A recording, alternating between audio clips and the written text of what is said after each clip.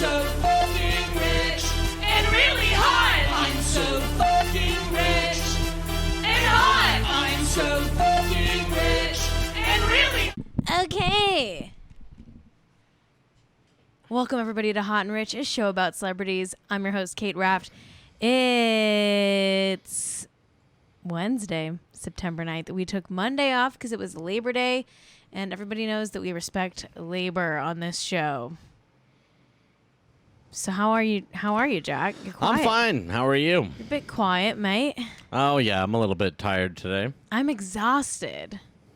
Maybe it's because we're breathing in ash. Yeah. Could be. Or just, being tired is a normal human phenomenon. But, Could be both.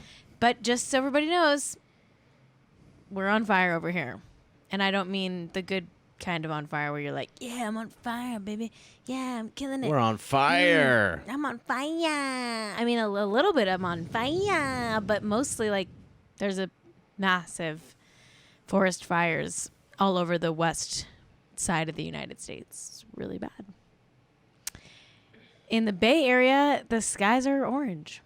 Did you see that, Jack? Mm-hmm. San Francisco is all orange. Scary. It looks like Blade Runner. Really does. Like, everything looks like the poster for Dr. Sleep these days. I know. Are we going to die? I don't think so. Are we going to die? It was nice to take Monday off. I had a nice Labor Day. I drank some salad cocktails with my friend Tay.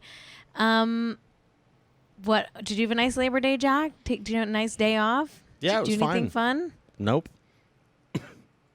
I don't care for fun, so I never do it. What do you do for fun? I don't. You don't have this stuff. I don't have it. You don't have I it. opt out. What do I do for fun? You opt out of fun? I'm outside of it altogether. As a life choice, you just opt out. You're like, I'm out. I'm done with it. There's nothing left. Oh, Molly Sleazy Friends. Oh, is that Molly Lambert in the chat? Says, what's a salad cocktail? Great question. A salad cocktail is when I make a cocktail and put fruits and veggies in it. So this weekend we had some tequila soda with some blueberries and strawberry slices and lime slices. It was delicious. I love a salad cocktail. It's healthy and it's cute. Okay. It's fall, everyone. It's never been more fall, in fact. So quick plug, tune into Fall Talk, which is tomorrow, Thursday, the 10th at 6 p.m. Pacific time on twitch.tv/Joan Haley Ford. Molly's going to be a guest, Molly Lambert. We also have Eva Anderson, Jeremy Guskin, Jessica Svensgaard, of course, it's hosted by myself and Joan Haley Ford. It's going to be a great show. It's going to be a great show. I'm playing a pumpkin spice latte, which is sort of my alter ego. I am a pumpkin spice latte all the time. It's not really a character. Like, it is true to me. It's not like I have to act because, my natural state is PSL. It's not really acting, even though I do consider myself an actor. Wouldn't you say I'm an actor, Jack? Oh, yeah. An actor. I'm an actor. Yes. Oh. Well, I don't know. I guess you're just an Actor actor. is gender neutral. You're just an actor. I'm an actor. I'm also an actoress. But I believe actor is gender neutral. Oh, goodness. I'm tired. I am tired. I'm tired too. I took the saddest nap. It was I only had time for a 15-minuter. Wow. So I literally set my alarm and I was like, fuck it, we're doing this. We're taking a 15-minute nap. I set my alarm. I actually went to sleep for 15 minutes. Snoozed for 2 extra minutes. So it ended up being a 17-minute nap. But that's sad. That's not enough. That's not enough of a nap. Why did I make myself so busy? I thought these were the days of relaxing and doing nothing, but that part of quarantine is over. Now it's time to get back to work. I guess. I gotta work less. I have to work less. Do TBD on that. Okay. We're going to get into the Kardashians being canceled in a big way. That's actually all I have planned to talk about today in the first half. And in the second half, we're going to be joined by an amazing, amazing guest. You are all going to love my guest. Reed Brice is coming on the show. He's a hilarious comedian. We love Reed Brice, friend of mine. Yeah, Reed's great. Reed's the best. So Reed's coming on in the second half. We're going to talk about Drag Race and like Star is Born and some YouTuber stuff. Reed is so funny at that dang dingus on Twitter. You should all follow Reed. Okay. Should we just get into it, Jack? Yeah, that sounds good to me. Do you care? Okay. Do you care about the Kardashians being canceled? Only in the sense that I'm like, she's going to run for office. You think Kim's going to run? Well, Kim, yes, I don't. eventually. I actually don't. I actually think maybe she's not. Wow. Then what do you think all the criminal justice shit and being a lawyer is about? I don't know. I go back and forth on whether she's going to run. I don't know. She will maybe she'll run as a Republican. Would she? You're thinking she would run as the Republican? When she runs, I have no idea what the parties are even going to look like. Or even if this country will exist, frankly. Yeah. Shit's it's going down, Okay. But I don't know why Kim is like going off to be a lawyer and working with Van Jones. Like, this is like the talent agencies representing people in politics and people in entertainment. So I'm like, of course she I know. She'll run. I think you're right. I think she'll run. I mean, it's like interesting because I feel like Kanye running is not a part of that plan. I agree. And like that's thrown her off of her track that she was on to potentially run. I think perhaps, and if you want me to be very conspiracy theory about it, maybe that's what made Kanye run in the first place. Well, like Kim is saying, like, I'm going to run someday. And he's like, you know what? Me too. Run now. Yeah. I do think that he like wouldn't respect her career choices at all. Like, I do think that he would be like, fuck that. Like, I'm better than Kim. I'll run. Like, you know what I mean? Like, I don't know. The whole thing is fascinating. Let's just get into it. I don't even have hot seconds today. There's no hot seconds. Wow. We just have the Kardashians are over. This is the whole segment for the beginning of the show. I was going to talk about some other stuff, but let me just briefly touch on some other stuff before we get to the Kardashians. I'm excited for the Real Housewives of Salt Lake City. Okay, I watched the trailer for it today. I think it's going to be good, Jack. Real Housewives of Salt Lake City. They're like, it's like what is it, some like of them, Mitt Romney's wife? It kind of like it's like people like there's some ex-Mormons. They seem like they drink and stuff. But like it just seems good. Like one of the people on Real Housewives of Salt Lake City like married her step grandfather so she could like inherit the family business. And they're like really married. She like did incest. That's wild. Kind of. Not blood incest, but like step adjacent, Step incest. Stepcest, which is something. That's really something. I think it'll be a great show. I really do. I am excited. I think we need a new Housewives franchise. I think some of don't I'm okay if they end. Let's get some new blood. Salt Lake City. Maybe we're done with Orange County. I don't need that much Trump supporter representation in my Housewives. I don't need the entire franchise of Orange County can go as far as I'm concerned. I think you're going to get a few in Salt Lake City. Oh, you know what? When you put it that way. Yeah, they're probably super Trumpy, huh? Yeah. Oh, God. All right, well, fuck it then, I guess. Who am I to say who can be a Real Housewife? Why would reality TV people draw the line at liking Trump? These are like the worst people of all time. That's why you like them. What you're like they scream at each other and call each other names. She pooped in the Ramona, hotel room. Like pooped She pooped herself in a hotel room, but supporting Trump? Oh my. You know what? I guess you really can't look too deep into like, why do we like these shows? Is it bad that they're on TV? You can't even ask those questions, I guess.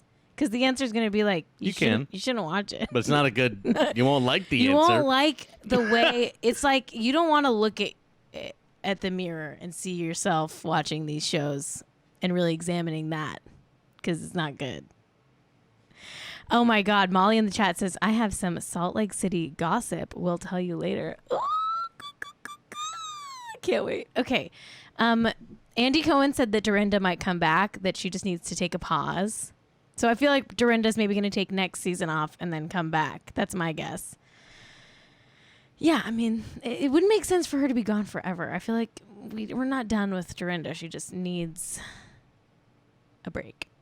And I know you have no opinions on this, Jack, because frankly, I don't even think you know who Dorinda is. I know. She's got short hair. Oh? She's an older lady. Okay. And she's the main one. She's the tall golden girl of them. You think she's like the tall Dorothy? golden, yeah, the Dorothy of them. Okay. Because she's taller or something. She's not at all. Honestly, Maybe I got the shows mixed up. There's no Dorothy of any Real Housewives franchise. Because They should get a Dorothy. they need a Dorothy. You're right. That's so funny. Wow. I love what the stuff that seeps into your the stuff that I'm you. just walking to the kitchen to get water. So I kind of just it's like when you're falling asleep and the dream kind of collects the stuff from the day. Right. I have a dream understanding of all these shows because I just catch little 5-second clips. That's hilarious. Okay, let's talk about the Kardashians. And I think they stink. Okay, the Kardashians are over. We got to get this out so that we can get Reed on the show. I don't want to be late for Reed. I don't want to take time away from Reed. Let's get into it. The Kardashians were canceled. They've been on the air for 14 years. Wow. People couldn't stop watching. My whole life, pretty much. Honestly, it's one of these things where it's you hate to look at it, but you can't look away. It's the reason why I call the show Keeping Up with the Kardashians. And now it turned out to be a fatal accident. Jack! I mean, it really is the end of an era, and I'm actually shocked because I thought that they would keep the show going. I mean, a big part of their fame and their business and the way they continue to be so in the public eye is because they have this show. They are on TV in our homes once a week on reruns all the time. That does matter. That matters more than I think they maybe even realize. I don't think that this was Chris's choice, if I had to guess. Okay, the next whole segment of the show is just going to be me guessing theories about why the show got canceled. I have a lot of takes on this. There are a lot of different competing narratives. I think there's probably truth to everything. There's probably several reasons this is going off the air. A lot of people are saying, oh, it's Kanye's fault. Oh, it's Kanye's fault. I think there's truth to that. It might partially be Kanye's fault. A lot of people are saying I think the official party line from E is it was just time. It's been a long run. It's time. It was just time. I mean, we all know Kourtney stopped filming. She doesn't want to be on the show anymore. And I think that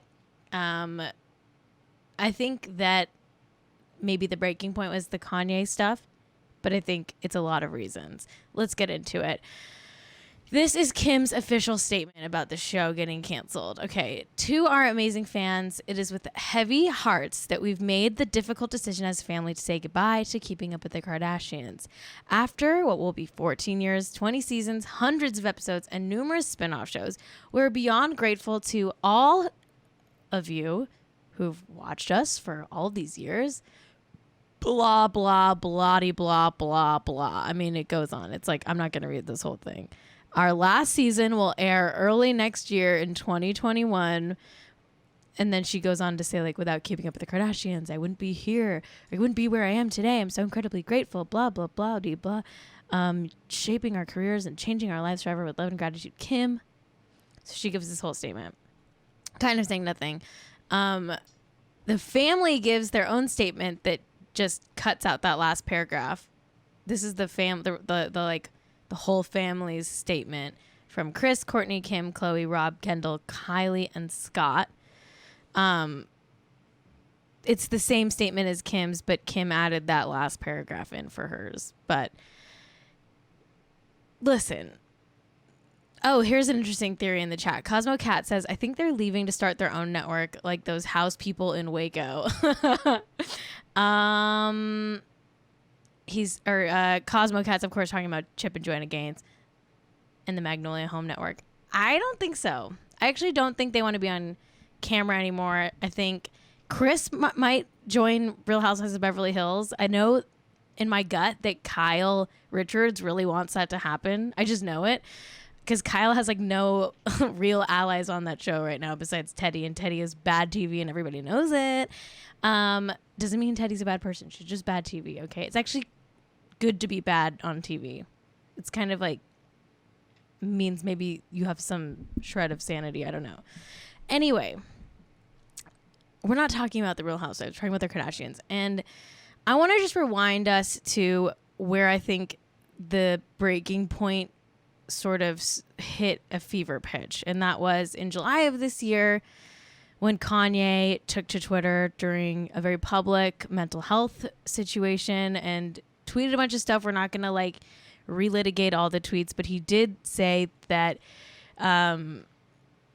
he called Kim and Chris white supremacists in this blowout. And he talked about not wanting like the kids to be filmed and like called Kris Jenner like Chris Jong-un. And like, I think that this was something that like stuck out to me. No one ever calls out Chris like this.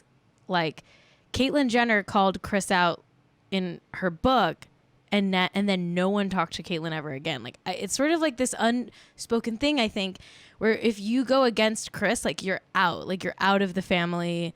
And like Kanye took to Twitter and like, I mean, he deleted all the tweets, but like he went for Chris like on Twitter, which like doesn't happen a lot. And I think that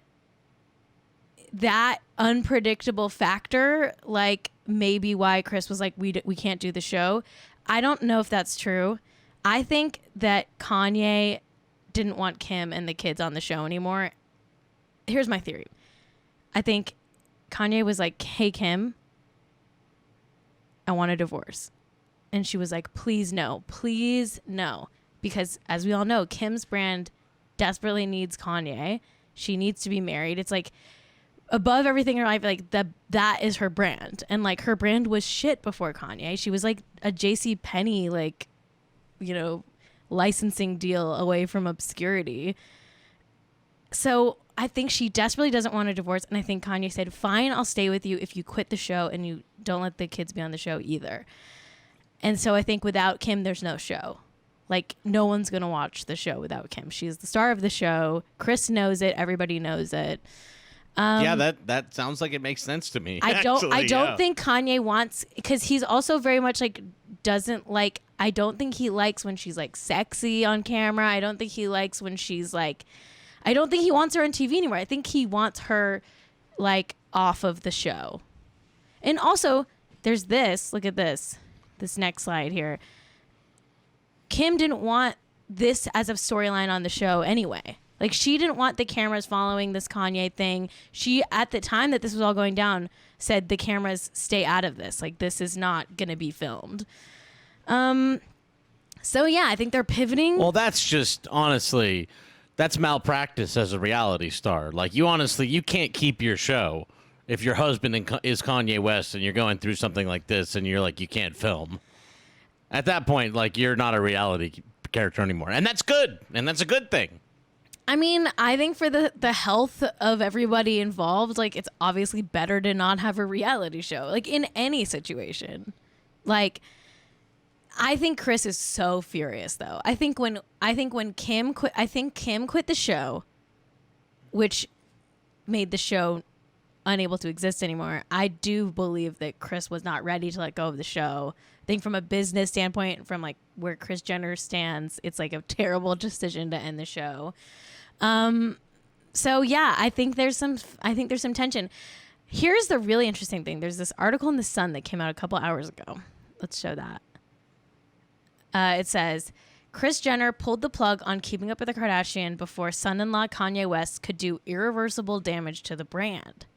Now, I don't know if this is true. This is totally unsubstantiated, and I think Some sources denied that this was true, but I wonder if there's a shred of truth to this, because a source said Kris and Kanye were fighting over the production of the show, which I do think Kanye as an artist, like, he would have feedback on the show. Like, you should show this, you should not show this, you should show Kim looking this way, you should not show Kim looking that way. Like, I believe that Kanye would be like a little controlling on the production side. Let's look at that, Jack. So it says here, an insider claimed the rapper had tried to fight constantly with Kris over production and the direction that the show is going. Kris was not about to allow anybody to take the reins. A source admitted that when Kanye became uncontrollable and that's when Kris knew she needed to pull the plug before he does irreversible damage to her brand. I think maybe there's a shred of truth to this. Now, this next part is what I really think is true. And I have no basis for thinking this is true other than this article, but basically,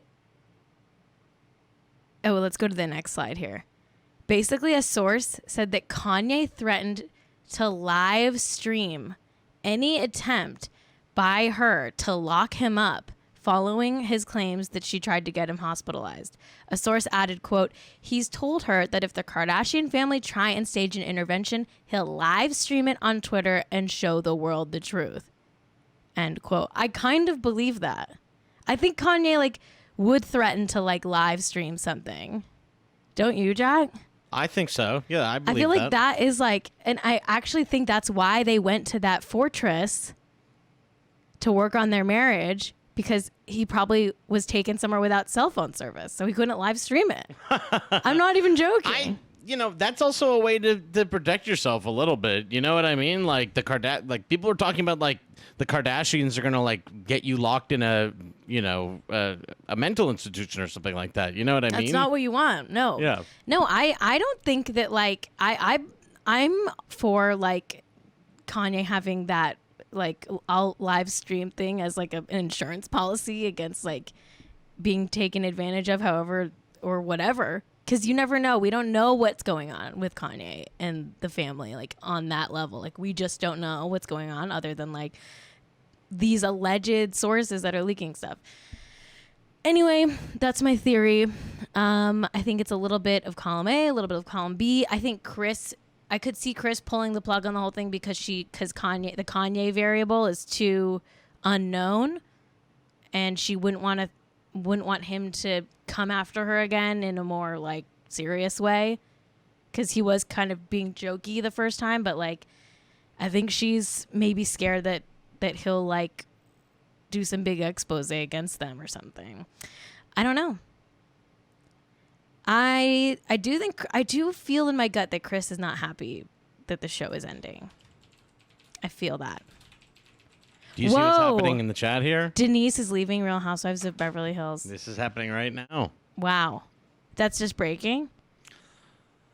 Do we know anything it's on else? Variety. It says, in perhaps what is the most logical occurrence, a representative has confirmed that Denise Richards has confirmed she will not be returning. Wow. But they say she's been miserable. I mean, why would she return? They treated her terribly and tried to out her, and that was the whole plot line this season. Let's out Denise. Okay. Wow. That's huge. By the way, Zach Braff and Florence Pugh, they're still together. Okay. I don't even need you to play the thing, Jack. I'll just tell you guys straight up. They're still together. He Instagrammed a picture of her butt this weekend. All right, let's get Reed on the line here, and we'll come back with our amazing guest. So just sit tight, my friends. Okay, everybody, we are back, and we have an amazing guest. You are going to love him. His name is Reed Brice. Okay, a friend of mine, very funny comedian, writer, actor, drag performer here in LA. A great Twitter follow. Honestly, trans comedy icon of the century. Everybody give a warm, hot, and rich welcome to Reed Brice. Reed, thank you so much for being here. You look amazing. Of the century. That's such an overhype. Now I'm gonna go over a wet fart. No, I think that it's an underhype. I think it's because there's a lot of centuries. There's a lot of centuries. How are you, Cait? I'm so good. Did you wear yellow for me?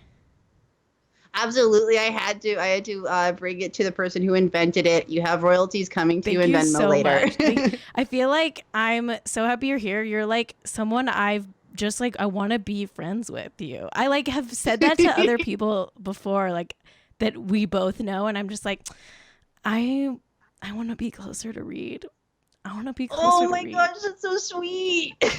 I'm a fan. Oh, we can absolutely be closer. I think you're so And fucking funny. I always wonder if it's because I kind of have one of those faces, like that. If you're like lost in a city and you're looking around, like who's not going to murder me if I go and ask? I'm like that guy because I get a lot of like city strangers coming up to me, like that sort of dynamic. I get that too. I feel like people are not like scared enough of me. I want to be scarier. I would love to be feared more. Why is that not more of a thing I for want to me? be feared. I want to be like, how dare you even look my way? But people come up to me all the time. Yeah, like as we were seeing with all of this Kim K and Kanye stuff, if there is not a baseline fear, both for the safety of them and for everyone around them, you're not doing your job as a celebrity. Exactly. Like you have to be feared. Like a good celeb is like you don't even want to like make eye contact with with a classic celeb, capital C celeb. We'll get there. Yeah. Do you think there are any celebs right now like still working like who have that sort of rule in place? Like, no, I know. No, don't look at Ellen. Ellen, of course, but I think you're also not even allowed to like notify that you're in the room. It's like an alien where she can sense movements. You just have to freeze up. I feel like I would never look Ellen in the eye. Like I'll say that now. I would. I'm ready to die. Oh my God, Reed, you're gonna die. Should we put your will together? I'm sure just by speaking her name, I'm now on a list. You can't be a fag in this town and cross her. No, oh no. Okay. Well, can I say the F word on Twitch? I don't know how things work. Jack, it's fine. It's fine. I mean, Jack, I can't say it. Okay, great. I'm not gonna say it. Reed, by all means. Okay, but yeah. So with Ellen, it's like one time I was talking about Ellen and my power went out. She has those connections. I'm sure she could have your water turned off too. I believe it. Like she's got LADWP on like speed dial. Like, you want to talk shit? Do it through a throat that can't breathe. Oh my God. Mm-hmm. Yep. Do it where no one can see you in your dark ass house. No, don't come for it. And I feel like Kris Jenner has the same thing where she could like get the power turned out. I feel like Kris Jenner's gonna sue me one day because I've talked so much shit and like I'm scared. I'm genuinely Honestly, scared. I'm ready to wipe every trace of Hot and Rich off the internet in case Kris Jenner sues me. No. She needs to come on the show. If she wants to be mad at you, she can work it out. Come to the red in the table. most neutral space possible, a Twitch show. Yeah, the chat would go wild for Kris Jenner. They would take my side. Chris? Huh? You little coward? Yeah, you think you can just kill Cait if she talked badly about you? No, come on the show, work it out, and then let us know what's happening with Kanye and Kim because we really need to make sure that she's okay. We need to know. Like, I want to know. Like, oh my God, I'm stressed for the kids. Like, I'm stressed for the children. I worry for the children. I worry for North. I lose sleep thinking about North. I worry for them, even like looking at the things that are supposed to be good for them, like their birthday parties seem like so extravagant and so beyond the scope of, and maybe that's just me growing up poor. I'm like, they're never going to be able to look forward to anything. No. Like they're blowing their excitement wad and their anticipation wad when they're like 3 years old. I think it's like, that's how you create like a Kylie Jenner. Like, what do you even?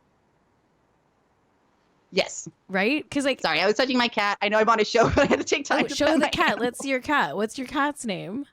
Benny, wait, come back. Oh, well, he immediately rejected me as Wow. soon as I wanted to give him attention. So rude. I mean, people like if there's any like great place to bring a cat into an interview, it's on a Twitch show. It's a very cat-friendly audience here.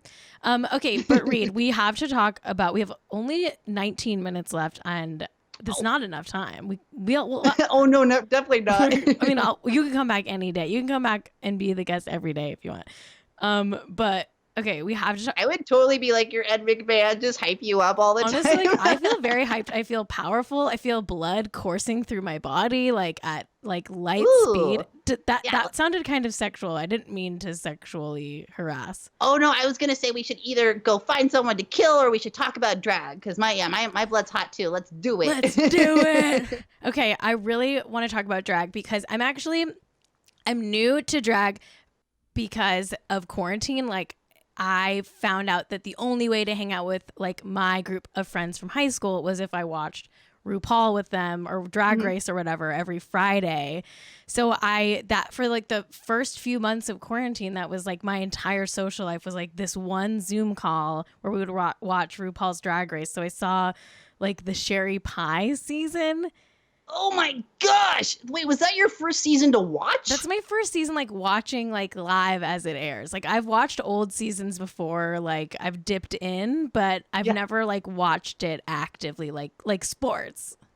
Yeah, no, okay. We'll walk it back a little bit because there are many layers to my reaction there. I'm sure most people have at least heard of RuPaul's Drag Race. It's a reality competition show, much like, Top Model.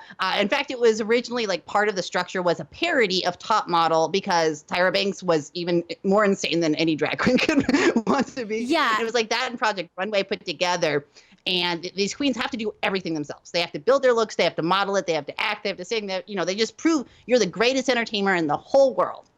And RuPaul, she was a supermodel of the world back in like 1994. She really like reinvigorated drag as a mainstream entertainment form. And then she did it again a decade later with this show that she got with World of Wonder. Now on VH1, it was originally on Logo TV. Oh my God, you need to like. I feel like I like am getting a college credit right now. You're so like informed. Okay, great. I'm sorry. I could talk at people about drag all the time. I want you to talk at me. Okay, keep going. Now this season was very distinct in that I did not watch it, which is very funny to be like, I'm an expert, let me come on. The reason I didn't watch was because this was like the 12th season, I believe. I think they're going into their 13th of the original format soon. And this was the first season where I, as a trans person, was like, oh, World of Wonder, again, did not let anybody who was an out trans person, but especially like an out trans woman, on the show by her own merits. Like the only time an out trans woman has ever come on the show and not like come out like on the show or later was Gia Gunn, and that was an all-star season. And even then, she still got a lot of shit. And for whatever reason, drag queens, which in drag, a lot of like people think the definition today is men who dress up like women.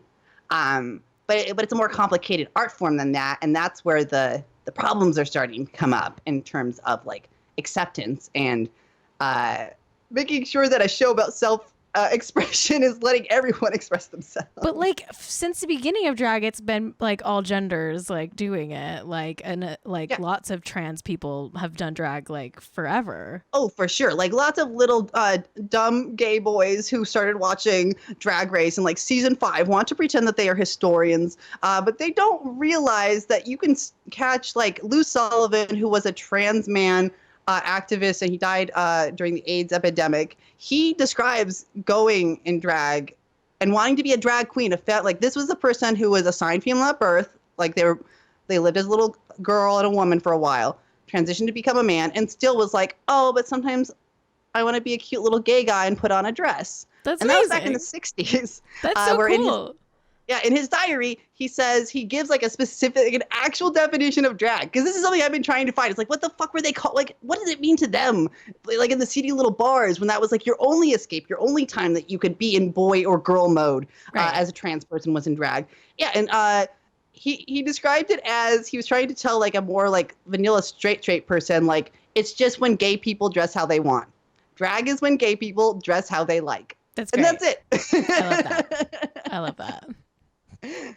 So Sherry Pie was also an exceptionally weird thing because big trigger warning around sexual assault and stuff. This person was outed as being a sexual predator, removed from the show retroactively and disqualified, but they still aired the entire season just cutting around her as much as possible. And as someone who watched it, it was like really bad. Like it was like it was not like that entertaining. Again, like I watched it to be with my friends. But like, I don't know if I would recommend that season. Like, you can tell they were editing around this like bad person, and it was like clunky. And I'm sure that they did it, bottom line, to save money. I'm sure they do not give a fuck about these girls' careers. And I think that like, I'm sure a lot of the dolls didn't want to cancel the season, but I think it misserves their career. I think by making someone like Gigi Good have to be in an awkward ass, thing, or or any of the other people who competed this season, you're seeing them probably with big snippets, all the good stuff cut out because they had to cut out all the good stuff of Sherry. They cut out everything of her. So like all of these queens ended up having a weird, awkward stain on all of these looks, all of the designers who made Sherry's looks, and it was part of like them not doing a good enough vetting system outside of whether you were born with a penis or a vagina. Exactly. It's like, okay, don't let any trans people on, but have a sexual predator on the show. Like, fuck you guys. Like, okay, can you tell me, like, what do you think of RuPaul? Like, is she like transphobic, or like where does RuPaul like stand on like trans stuff like these days? Like, isn't this such a fascinating thing that maybe the first gay person like most of us saw now is a person who like whenever he does interviews he'll get asked and now he just refuses to talk about it, but every time he does he says something like best case scenario awkward and cringy, right? Grandpa stuff, all the way up to just being straight up like explicitly transphobic and saying that like as far as what she considers her art form to be, women and people assigned female at birth are not necessarily included.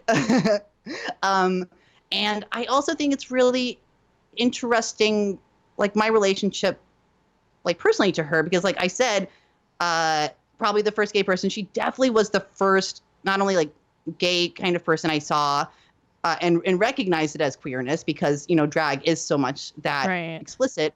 Even a kid can understand, like, oh, this is something else than it's like a regular gal. It's just so interesting that someone who taught me, because I was obsessed with her from boyhood. I watched the first season as it aired on Logo. And all of its, so you're like OG, like. No, I had found out about it through the grapevine back in the day because Raven, if you remember, I think she was a season 2 queen, season 3. She was a Riverside queen where I'm from. I would go to some of the bars. I had, a friend in my musical theater troupe who was like a baby queen for her, was getting painted by her. So I've been watching it for a while. That's awesome. Yeah. And so it's very strange to realize, looking back on it, how bad how the optics were, the language was, and knowing that it was the gay community and even the trans community and drag community kind of like figuring out what those things should be. Yeah. But some of it also just wasn't. And also when I think about these things, like you were talking about how it's all like a conspiracy with all this Kim and Kanye stuff. I think Drag Race started kind of as a conspiracy too. Okay, I need you to get into this because we were DMing about this and I was like, holy shit, maybe you're right. Okay, go. Anybody, please DM me if you want to and tell me if you think I'm wrong. But Willem is a drag queen who I believe was on season 4. She was the first queen to ever be disqualified on air. I know. Okay, so that's like season I watched because I love Willem. I think. Oh yeah, Willem rules. Willem's hilarious. Also, like big Star is Born fan over here, so like of course Willem, so good in that movie. Okay. Yeah. Go on. If you don't listen to her podcast, Race Chasers with Alaska, I need to start listening to it because I also watched the Alaska season. Like the only seasons of Drag Race that I've seen in full are like the most recent one and the All Stars that has Alaska in it, and Willem disqualified season. Yeah, she dominated that season. Like it was crazy. It's like amazing. That was a very good season too. But anyway, back to the point. They do a very good job of filling in a lot of the gaps, not only from their seasons, but also in like the larger historical context. And Willem talked about how Logo in its infancy, when it was back on basic cable, it was very crunchy. Think like public access level was like the first days when I remember it. She was like, yeah, they wouldn't let us even pitch things about drag. So I thought it was really weird. She knew because her husband had a show on the network at the time about basketball. And she was like, yeah, it was very weird that suddenly I had pitched them. They were like, it was no good. But suddenly there was a reality competition show. And that was like basically all that she said. It was just interesting to her that they changed their minds about things and suddenly was like, oh yeah, drag queens are an acceptable thing to portray in our culture. Because at the time, back in the late 90s, early 2000s, drag queens were not respected, though, or not revered publicly the way that they are now. It was a completely different thing. Cis gay men, they were ashamed to be seen or to date or to, be associated in any way. And even for cis drag queens, you could lose, a lot if you were outed that way. So it was a very big thing to actually get a show about drag on. And for the most part, it was very empowering. And it was like, oh, let's find a new superstar. But now that I'm looking with the lens of like a decade later, and knowing what I know about both the origins of Logo and their position on drag, also World of Wonder's pretty reactionary politics regarding casting and other things that I'm not sure I can talk about publicly, and I won't. But just like little things that make you go, it's really, they seem reactionary. And that's when it came to me. And again, tell me if I'm wearing a tinfoil hat. I think RuPaul's Drag Race, was designed to be an exploitive thing to embarrass these queens, to be the full-on parody. And they just didn't realize that it was going to come along with all the heart and talent that drag queens have. Wow. So RuPaul got to go, because there are rumors that RuPaul was about to quit drag right before she got this show. I don't know how true they are, but I do know she wasn't necessarily like feeling her oats as much as she was. It was like one of the valleys of her career, as it's going to happen to somebody with longevity. Suddenly, it was an amazing, empowering show, but it still had like that. It had like slurs in it, transphobic slurs. It had them making the dolls go out on fucking Hollywood Boulevard and talk to strangers in daylight, when daywalking is already very stressful if you don't even have to go talk to somebody. Yeah. I don't know if any of you have ever gotten up in drag or something where you're very conspicuous. Even if you love it, even if you make money off it, if TV producers are going, go talk to those tourists, it'll be funny, you're going to feel self-conscious. And they're constantly doing things that like really put these girls through the ringer in ways that can like fuck up their bodies. They're always having to do all these fucking stunts and death drops and shit. And it was like, oh, these are like wrestlers. They're amazing, but they're going to ruin their bodies before their career's even over. And it just all clicked to me. I'm like, yeah. I mean, I think they started to show to embarrass drag I don't queens. think you're wearing a tinfoil hat because because the tone of those early seasons is very like parody of Top Model. So like, if the vibe is like, oh, we're gonna make fun of like how ridiculous these people are, like that kind of tracks like with the overall tone of the show. And then when it comes down to RuPaul, because I know World of Wonder are like her bosses, they're like the producer stuff, and like she's probably like gained more creative and political control since then, obviously, because she's the face, and she's everything. But I sometimes wonder if she might, and this could be wishful thinking, only just because she literally wrote, invented the phrase, we're all born naked and the rest is drag, which vies very closely to my definition of drag, of like, it's kind of like how swimming is both just an activity you can do and it's also a sport. I feel like there's drag in the heightened art form of like presenting masculinity and femininity in an entertaining way. But there's also drag in the way that trans people usually used it in the 70s. Like drag queens were often just trans women. Drag is just like what you're putting on. It's like how you wear your hair. It's like, even if you wear chapstick or have dry lips, it's like all of the ways that you present yourself to help others form an opinion about you, just as they just like like self-performance, like performing yourself. Yeah, and I got the inspiration for that from RuPaul. So I'm like, how the fuck did we get from that to her saying that that women taking estrogen was a performance enhancing drug, so fucked up. like in the Olympics, and that's why they couldn't compete. So fucked up. That's like that's so evil. I hate that. Like half those guys haven't gotten butt and boob implants anyway. I mean, they all have lip injections for sure too. Like boomer, like RuPaul's just a boomer, maybe. Like at the end of the day, like, is RuPaul just? I think it's more complicated than that. I do think there is probably a side to her that is more boomer and right leaning, just based off of like the economics of it. RuPaul is fracking, so we can't say that she's that she's a diehard liberal leftist. She's out here fracking. But I also think, and I'm going to always, ultimately put the responsibility on her if she is performing acts of transphobic violence. I do think it probably didn't help her to be around all these reactionaries for so many years, like, you know, constantly drilling in her head, like, yeah, you're a freak show. Let's see how long we can milk this for. Yeah. And I think the reactionary politics of the first few seasons were covered up very well by anyone who wasn't necessarily like tight in not just the queer community, but the drag queer community. It was like an outsider. I think I showed you that article. Yeah, that article the other day, that academic article from Professor Hunter Hargraves. Yes, I glanced at it. Tell me about that. Yeah, I can kind of break it down, and I can absolutely send you a link if any of your viewers do want to see it. I'll He's put it in a the show professor notes. of television. I'll put it in the show notes under sources, everybody, if you're listening to the podcast. Yeah. Oh, he's a fabulous writer. He also wrote about Mariah Carey's borderline disorder and how we failed her. Oh like, my he's God. fucking I a need genius that one on too. TV and reality and everything. You would love his work. But on this one, he talked about the commodification of HIV by RuPaul's Drag Race. In the first season, if any of you are big fans, you would remember that Absolute did and Viva and Mac did this collaboration awareness project for AIDS, and the queens had like a whole big old challenge around it, where they had to like talk about, you know, HIV and AIDS awareness, something that is like a critically important topic to us here in the gay community, because we're still like figuring out how to make people understand the stigma is far greater than the actual risk, and that, you know, that you can still live a wonderful life if you are you equal you, that's undetectable, which is like so easy to do today. But back then in the day, it was not quite there yet, the way that we talked about these things. You know, not as many people were taking PrEP.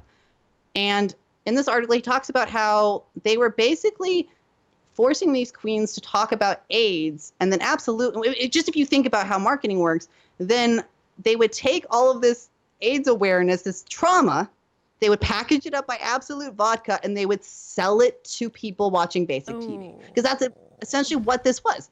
And also talking about how it was kind of an empty gesture in the beginning, because nobody was out as being positive on that show. So everyone was thinking hypothetically, they were thinking maybe about experiences they'd had with friends, family members, but none of them were speaking from their truth. And it actually caused Ongina to come out of the closet on me at a time when like these sort of declarations were not being made, as being Paz herself. Beautiful, you know, heart-wrenching to watch. Yeah. But it also makes you go, should she have had to do that? For like a vodka ad. And was this a very ethical thing to present to a bunch of drag queens who did not get to know what they were going to be talking about ahead of time? Yeah, I do think that that's like very ethically murky, and like, yeah. So I'm like, if those people were fine with doing those things back in the day, like how much of their politics have actually changed? You know, who are they voting for? Right. Do we think that they're having these gals get all up in the red, white, and blue, and then they're not voting Trump to keep their money? I don't buy it, baby. I mean, like, I think you're onto something. Yeah. I think it all ties back to the trans exclusionary vibes, especially in the New York scene. If you want to see a little bit more female representation and trans representation, watch the documentary The Cauquettes. It's all about the origins of West Coast drag as it was in the 70s scene. And it's about a troupe that became famous. They were the troupe that discovered John Waters and Divine. Oh my Divine God, amazing. was a member of the Cauquettes for a moment. And there were cis women drag queens on the show, and in the show that they did. And there are even cis drag queens complaining about it during the documentary. So that's how we have the historical precedents. So fuck you if you don't want women in drag. Yeah, fuck you, bitch. They've just been there, and trans people were going to keep being there. This was such a good discussion. I feel like I learned so much. Okay, Cauquettes is our documentary that we're all the word watch. cock and the Rockettes put together. I think it's a documentary you can get on Amazon, and I highly recommend it, especially if you're more interested in like the more spiritual and woo-woo side of drag, and like making political statements and shit. Love It's that. great. I'm a big spiritual woo-woo type of gal over here, so I'm down. I'm down. Reed, where can we find you, stalk you online? What can we plug for you? I would very much love it if anybody wanted to keep up with me and talk more drag or whatever. I'm at that Dang Dingus on Instagram and Twitter. Okay, great. Everybody follow Reed. We gotta have you back because next time something drag comes up like in the news cycle, I gotta have you back to like Please, really. would you? Yeah, I know they're about to start Holland, Drag Race Holland, because they're just going to do the whole Olympics of drag now, and I'm actually happy with it. I think it breaks I up the think format. that's great. Cool. I didn't Yeah. watch the Canada one, but I heard it was good. And I found out there was a queen in Drag Race Canada that only wore yellow or something. Lemon. Was it Lemon? Lemon. I don't know. So I started following Lemon, and I approve of Lemon. Shout out to Lemon because I invented yellow, and that means I invented lemon. I guess. I don't know. I'm excited for Drag Race Holland. They're going to have bearded queens and more boyishy Ooh, love that. gender fuck stuff. I think they're finally allowing themselves to Good. get away from the very tired cisgender men putting on drag, dresses and big wigs, which I love. But I'm ready to see more. Yeah, let's mix it up. Let's mix it up. Okay, Reed, thank you so much. Everybody, thank you so much for watching. Like me on YouTube and podcasts, and leave us a review. And let's all watch the Coquettes and learn a thing or two, and follow at that dang dingus. All right. Yeah. But, I was gonna say you gotta watch for the part when Angela Lansbury walks out of their show of the Coquettes. If that can tease you. Wow, I'm sold. I'm sold. Okay, everybody. I'll be back on Friday. Until next time, stay hot and stay rich. I'm